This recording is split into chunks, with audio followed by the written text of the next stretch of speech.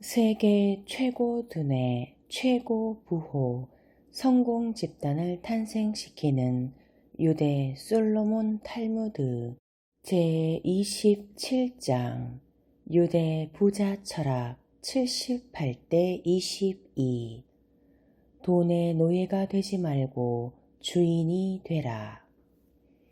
여자를 노려라. 유대 상술에 있어서 상품은 두 가지밖에 없다. 그것은 여자와 입이다. 유대인의 말에 따르면 이것은 유대 상술 4000년의 공리라고 한다. 게다가 공리이므로 증명은 불필요하다 라고 말한다. 증명 대신에 약간의 설명을 덧붙인다면 대략 다음과 같다. 유대인의 역사는 구약 성서 이래 유대 역사가 가르치는 바로는 남자라는 것은 일하고 돈을 벌어오는 것이고 여자는 남자가 벌어들인 돈으로 생활을 유지하는 것이라고 못 받고 있다. 그러므로 상술이라는 것은 타인의 돈을 우려내는 것이므로 동서고금을 막론하고 돈을 벌려고 생각한다면 우선 여자를 공격하고 여자가 가지고 있는 돈을 뺏는 데 있다는 것이다. 이것이 곧 유대 상술의 공리이고 여자를 노려라 라는 것은 유대 상술의 금원이다. 장사하는 재주가 보통 사람 이상으로 갖춰져 있다고 생각하는 사람은 여자를 노리고 장사를 하면 반드시 성공한다. 거짓말이라고 생각하면 시험 삼아 한번 해보는 것이 좋다. 틀림없이 돈을 벌 수 있을 것이다. 이와는 정반대로 남자들을 상대로 장사를 한다는 것은 여자를 상대하는 것보다 10배 이상이나 어렵다. 왜냐하면 원래 남자는 돈을 가지고 있지 않기 때문이다. 다시 말해 돈을 쓸 권한을 지니고 있지 않다는 것이다. 그러므로 결국 여자를 상대하는 장사가 훨씬 쉽다. 요염하게 빛나는 다이아몬드, 호화찬란한 드레스, 반지, 브로치, 목걸이 등의 액세서리, 그리고 고급 핸드백, 이러한 상품들은 어느 것이든 상인의 손이 미치기를 기다리고 있다. 입을 노려라. 여성용품은 손쉽게 돈을 벌 수는 있으나 이것을 취급하는 데는 어느 정도의 재능이 필요하다. 상품의 선택에서 세일즈에 이르기까지 노하우가 필요하다. 그러나 유대 상술의 제2의 상품인 입은 보통 사람이건 보통 이하의 재능밖에 지니지 않은 사람이건 능히 할 수 있는 장사다. 입을 노리는 것은 바로 입에 들어가는 것을 취급하는 장사를 말한다. 가령 야채가게, 생선가게, 술집, 건어물 가게, 쌀집, 과자가게, 과일가게가 그렇고 이 같은 식품들을 가공하여 판매하는 요리집, 음식점, 레스토랑, 스탠드바, 카바레, 클럽 등이 그렇다. 또한 극단적으로 말해 입에 들어가는 것이라면 다 마찬가지이다.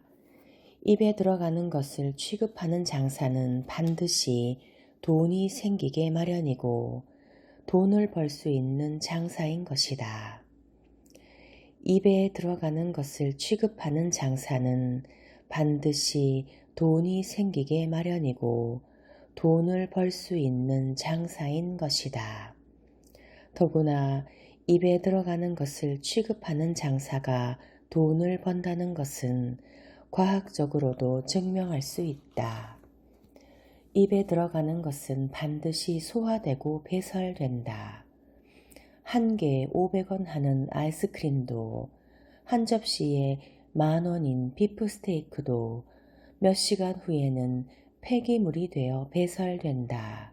즉, 입에 들어간 상품은 시시각각으로 소화되고 몇 시간 뒤에는 다음의 상품을 필요로 하게 된다. 팔린 상품이 그날로 소비되고 폐기되어 간다. 이러한 상품은 이것밖에 존재하지 않는다. 토요일도 공휴일도 없이 돈을 벌어주는 것은 은행 예금의 이자와 입으로 들어가는 상품뿐이다. 그러므로 확실하게 돈을 벌게 된다.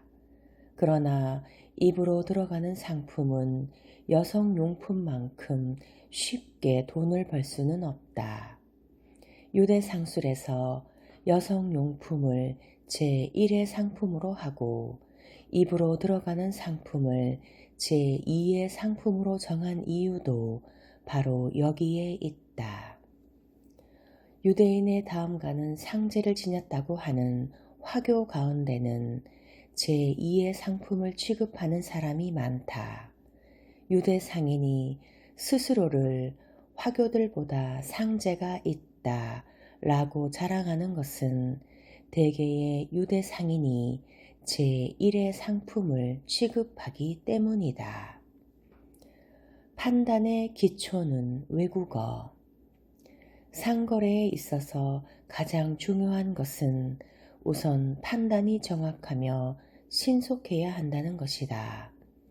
유대인과 거래를 해보고 놀라는 것은 그들의 빠른 판단과 정확성이다. 유대인은 세계를 제 집처럼 돌아다니는 만큼 최소한 2개 국어는 마스터하고 있다.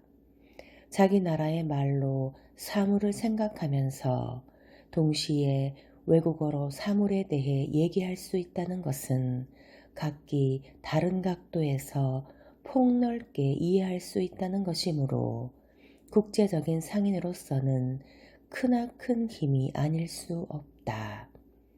그렇기 때문에 자기 나라 말밖에 할 수 없는 상인보다 훨씬 더 정확한 판단을 내릴 수 있다. 예를 들어 유대인이 곧잘 사용하는 영어에 니블러라는 단어가 있다. 이것은 니블이라는 동사로부터 나온 단어로서 니블은 낚시를 할 때 고기가 먹이를 톡톡 건드리는 상태를 말한다. 물고기는 니블의 상태에서 재빨리 미끼만을 따먹고 달아나거나 낚시에 걸려서 낚이거나 둘 중 하나이다. 이 가운데서 재빨리 미끼만을 따먹고 달아나 버리는 수법을 쓰는 상인을 니블러라고 하는데 한국에서는 이 같은 니블러에 해당하는 단어가 없다. 그러므로 한국어 이외에는 말할 줄을 모르는 상인은 니블러를 이해할 수 없으므로 니블러에게 미끼만을 그대로 따먹히고 만다. 이것을 거꾸로 생각하면 그런 한국인은 니블러도 될 수 없는 것이다. 유대 상인 가운데는 니블러도 적지 않게 있으므로 통역을 사이에 두고 상담을 하고 있다가는 니블러의 미끼가 될 뿐이다. 또한 한국어밖에 할 수 없다는 것은 그 사람의 사고방식이 겨우 유교나 불교 정신을 기초로 하는 것 이외에는 전개할 수 없다고 해도 좋을 것 같다. 그러므로 간혹 유교나 불교에 전혀 교양이 없는 상대와 부딪히면 의사소통이 안 될 뿐더러 심할 경우에는 응대 방법조차 알 수 없게 되어 그냥 허수아비 같은 상태가 되어버리고 만다. 이래서야 상담이 원만하게 될 까닭이 없다. 모름지기 돈벌이에 뜻을 둔다면 최소한 영어 정도는 자유로이 구사할 수 있게 되기를 바란다. 영어를 할 수 있다는 것은 돈벌이의 제1의 조건이며 영어와 돈은 불가분의 관계가 있다고 생각해도 무방할 것이다. 모름지기 돈벌이에 뜻을 둔다면 최소한 영어 정도는 자유로이 구사할 수 있게 되기를 바란다. 영어를 할 수 있다는 것은 돈벌이의 제1의 조건이며 영어와 돈은 불가분의 관계가 있다고 생각해도 무방할 것이다. 암산을 잘해야 한다. 유대인은 암산의 천재들이다. 암산이 빠르다는 데에 그들의 판단이 빠르다는 비밀이 숨어 있는 것이다. 어느 유대인을 라디오 공장으로 안내했을 때의 일이다.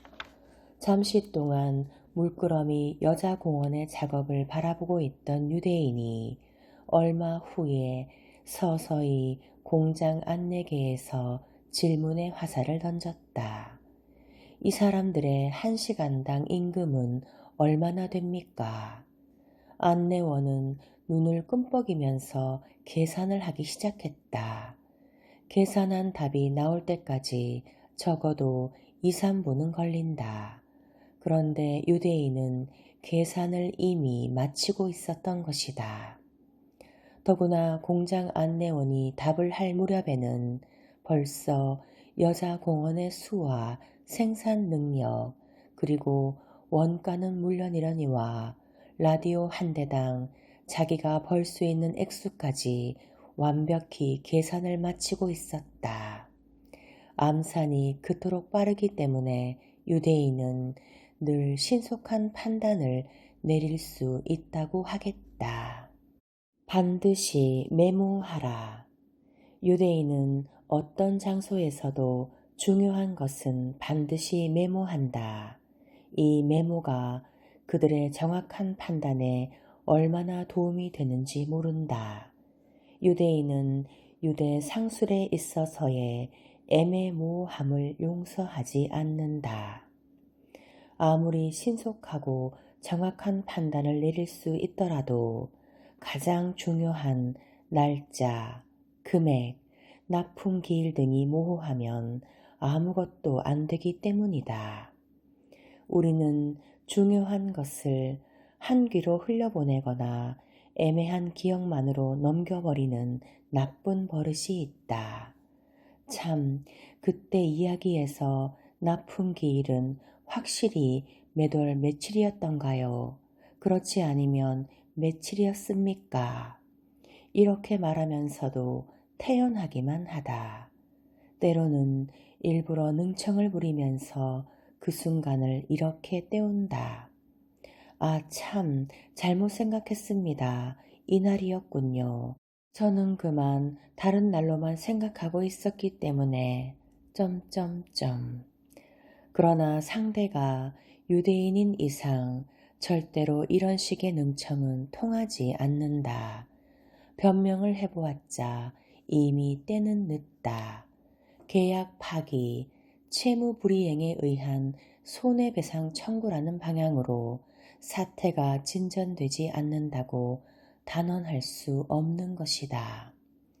유대 상술에는 모호하다는 것이 절대로 있을 수 없고 변명도 절대 있을 수 없다.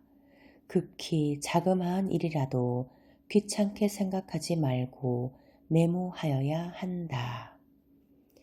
반드시 메모하라. 애매모호함을 용서하지 않는다. 극히 자그마한 일이라도 귀찮게 생각하지 말고 메모하여야 한다. 눈물과 웃음의 예지, 유대인의 유머. 다 알고 있었으면서 어떤 젊은이가 새로 신부를 맞이하고 처음으로 유월절 의식을 행하게 되었다. 그러나 그는 식탁 차리는 법을 몰랐다. 그래서 신부에게 이웃에 있는 대장간에 가서 창문으로 상 차리는 법을 보고 오라고 했다. 신부가 가서 보니 대장간에서는 부부싸움이 한창이었다. 대장간집 주인이 부인을 삽자루로 때리고 있었다. 깜짝 놀란 신부는 집으로 돌아오긴 했으나 두려워서 입을 열 수가 없었다. 그러한 신부를 본 젊은이는 화가 나서 삽을 들고 아내를 때리려고 했다. 그러자 젊은 신부는 울면서 말했다. 당신은 너무했어요. 다 알고 있었으면서 왜 나를 대장간에 보냈어요?